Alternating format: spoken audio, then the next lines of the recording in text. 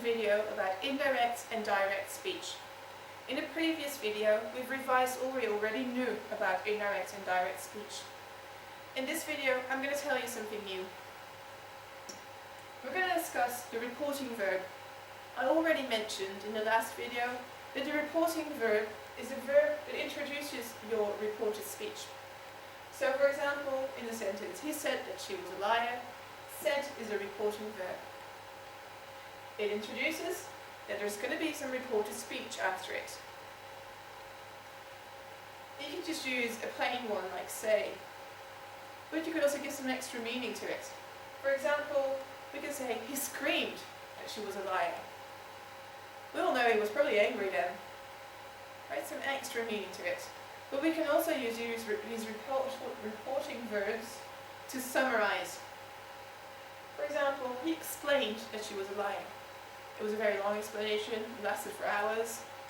And I summarized it with, he explained that she was a liar. And there's many summarizing verbs. And they all have their own structure. There are 7 different structures. And you can't use any logic for it. You just have to learn the structures and the verbs by heart. The first structure we're going to look at is verb plus that.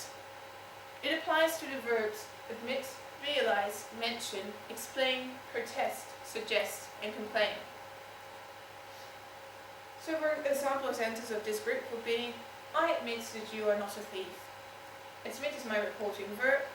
Admit is always followed by that. So I admit that you are not a thief. The second group is the verb object plus that group. It applies to the verbs advise, persuade, warn, tell, and remind. Example sentence: she warned him that the pan was hot. Warned, reporting verb, object him, that.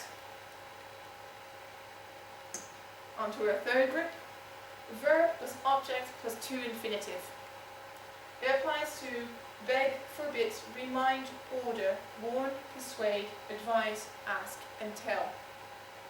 An example sentence of this would be, I told him to go home. Told, reporting verb, him, object, to go home, to go, to infinitive. Fourth group, verb plus to infinitive. So no longer with an object, just verb and to infinitive. It applies to threaten, promise, refuse, offer, and agree. Example sentence: he threatened to kill the rabbit.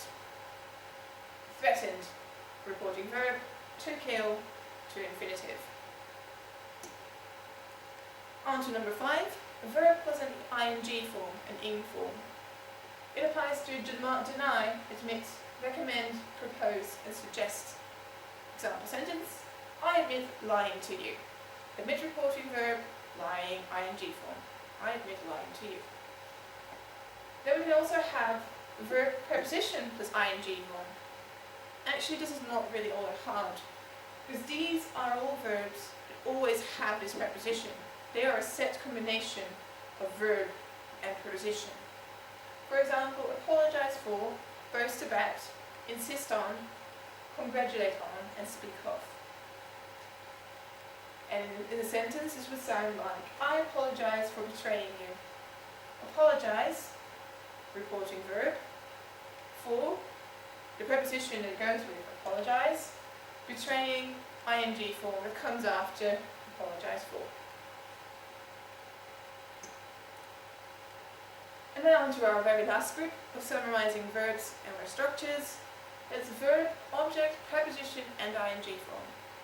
Again, it's not as hard as it sounds, because again we're dealing with verbs and prepositions that are a set combination. Only in this case, there's an object between them. It applies to the verbs accuse of, praise for, blame for, and discourage from. For example, he accused me of trying to steal his bike. Accused, verb. Of, preposition that goes with accused. Between them you get the object me. And lastly, after off you get trying, ing form. So verb, object, preposition, ing form. And that's all we need to know about direct and indirect speech.